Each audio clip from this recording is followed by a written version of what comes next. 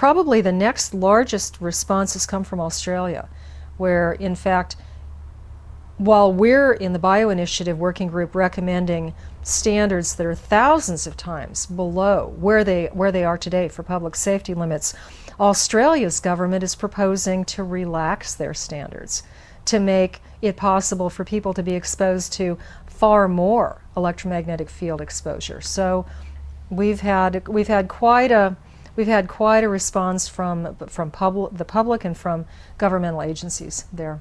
There's a big industry push to either keep the status quo or to relax standards in general among industries from the electric utility industry in Australia to almost all the telecom organizations that lobby throughout the world. And in fact, even in the United States. It's amazing today that in the United States, the IEEE, which is the body that recommends new standards for radio frequency, for example, from cell phones, is proposing to loosen or to make less tough the standards we have right now for radio frequency radiation from cell phones. They want to allow the amount of heat a phone can put into your brain to be calculated over 10 grams of tissue rather than 1 gram like it is today. And that means you could have far higher exposures.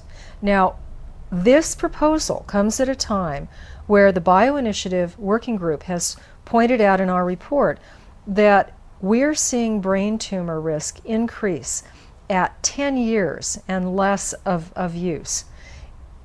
What you need to know with that is that almost everything else that can cause a brain tumor, mostly chemical exposures or ionizing radiation, take 20 years for these tumors to show up. Why is it we're seeing this increase start at 10 years with cell phones? Well, it means that cell phones are a very, very effective way of creating brain tumors, and it's happening in half the time.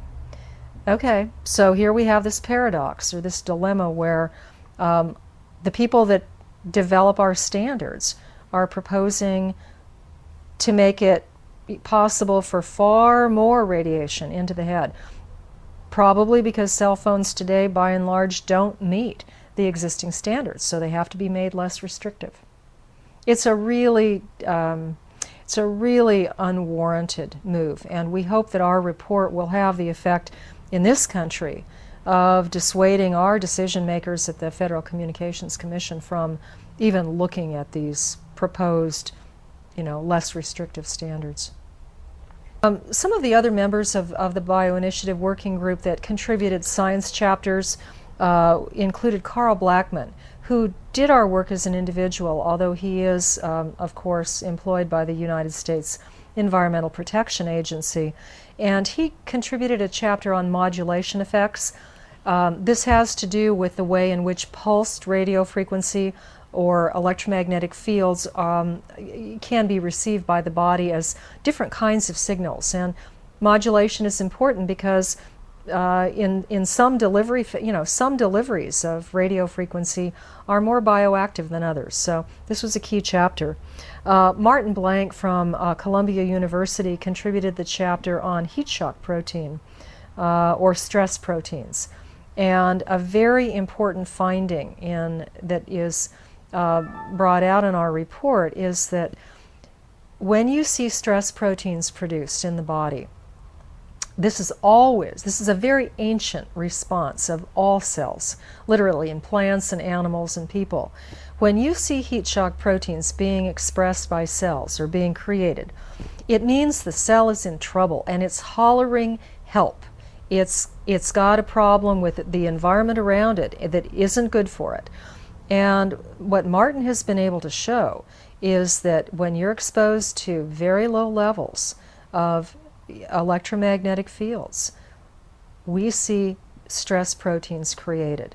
And what that tells us is that maybe in the short term, the body will get over it or it'll adapt. But if you do this day in and day out, chronically, these things have very serious consequences for the body. And they are actually a part of the plausible biological mechanism that we talk about for ultimate chronic health problems and diseases and threats to health, which can be carcinogens or they can be neurotoxins. Martin Blank's work, of course, is just been key for this, and the levels at which he's finding the effect on stress proteins are environmental levels. They are levels to which most people in urbanized countries are exposed. Cell phones, cell towers, power lines, appliances, and the gamut. Cordless phones as well as cell phones are implicated not only in heat shock protein or stress protein responses, but they're also they look to be just as deadly as cell phones when you look at brain tumors and acoustic neuromas, another form of tumor in the head. So importantly, people need to know that it isn't just mobile phones, but it is also cordless phones that are showing increased risk of brain tumors.